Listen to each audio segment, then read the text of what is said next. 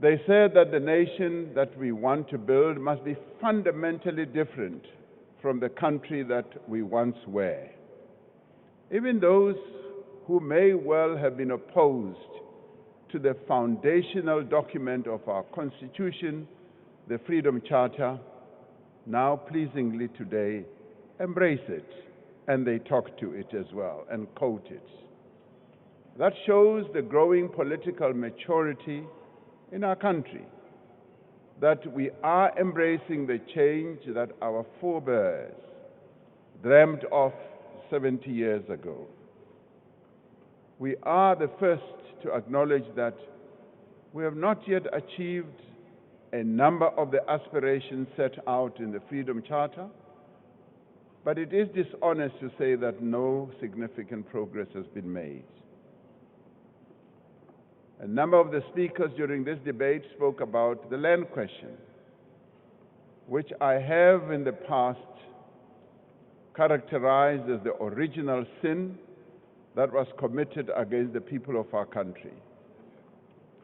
Describing the Natives Land Act of 1913, Solomon Plaatje described the Natives Land Act as an insidious law that rendered black people pariahs in their own birth, in the land of their own birth. It is this Native Land Act that plunged millions of South Africans into poverty and deprivation, whose impact endures right to this day. Despite the terrible deed that was perpetrated against black South Africans here in the city of Cape Town, along the foothills of Table Mountain, there lies a potent symbol of hope, change, and progress. Just a few kilometers up the hill from our parliament is District 6. It is here that one of the most painful chapters in the history of this country took place nearly 60 years ago. In 1968, the apartheid regime began demolishing District 6 to make way for a whites-only suburb. More than 60,000 people were forcibly removed. Families were torn apart. An entire community and way of life was destroyed. Over the course of 2 decades, the apartheid government forcibly removed more than 3.5 million people in District 6, Sophiatown, Maravastad, Katomena, Kroonstad, Nelspruit, and many other places across the country. It was one of the largest mass removals of a people in modern history. There are some in this house today who have memories of their families being forcibly removed from their land. There are millions more across the country who still experience the after effects of this monstrous crime. The people of this country know the pain of forced removal. That is why we will never allow forced removals again in this country. And that is why we have a constitution that prohibits the arbitrary deprivation of property. That is why we have a constitution that requires just and equitable compensation to be paid in the event of expropriation for a public purpose in the public interest where applicable.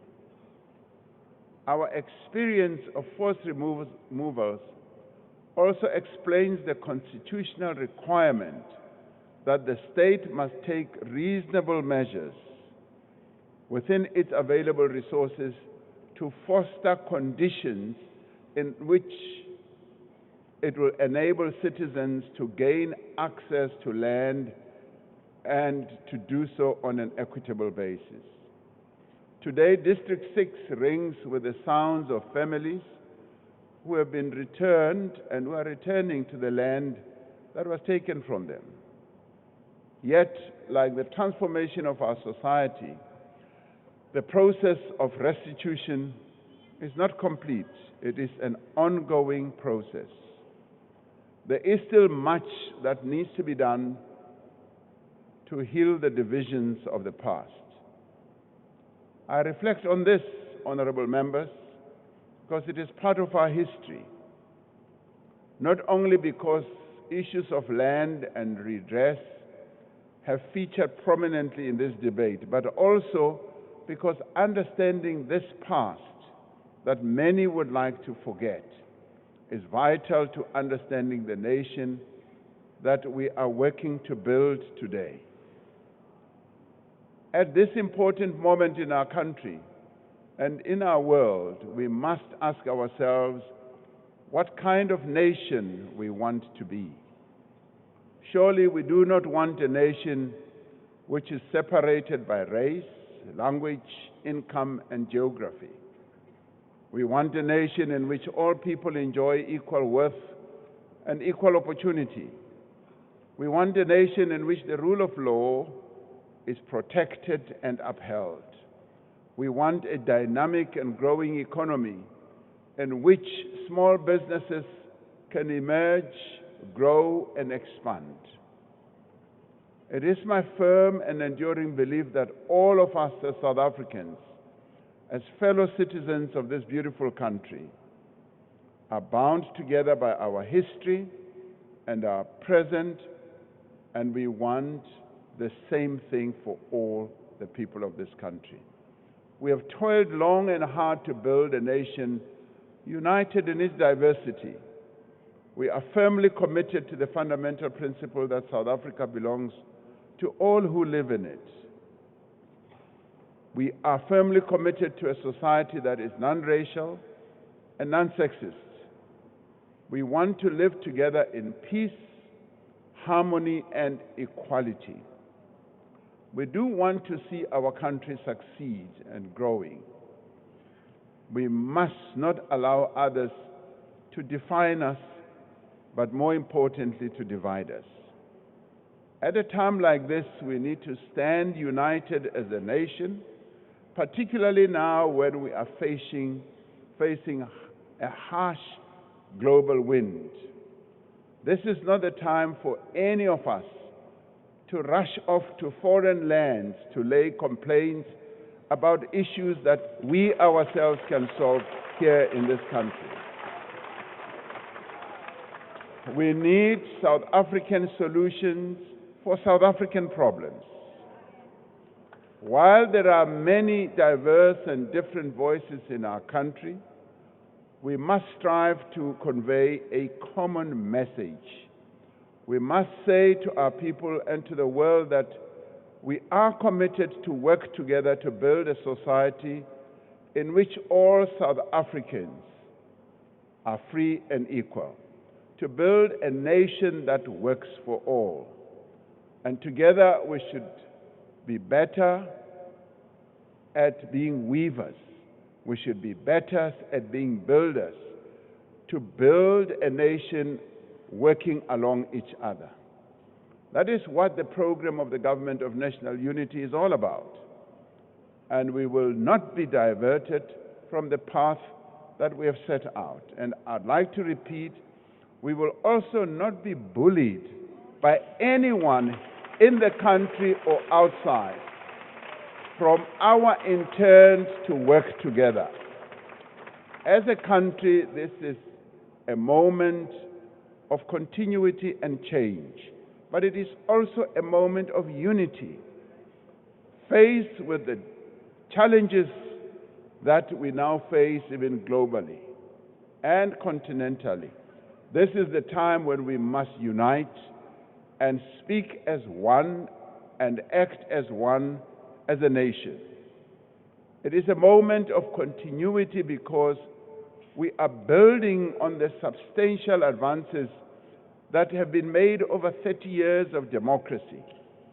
And we are taking forward the far-reaching reforms that we embarked on in the previous administration.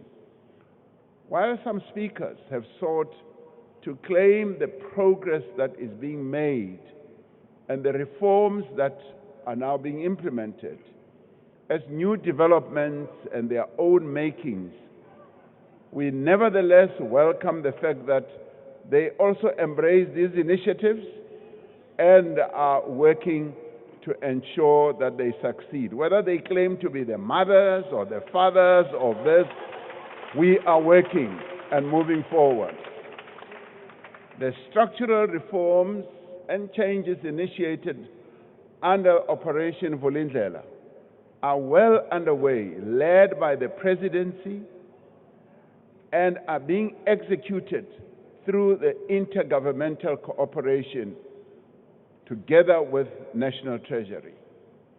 We will move with even greater urgency and determination to ensure that these changes, these reforms, these advances forward are implemented, and working with our partners, they being labor, business, and community-based organizations, we are making considerable progress towards resolving challenges in our ports and rail, and in laying the ground for an energy-secure future.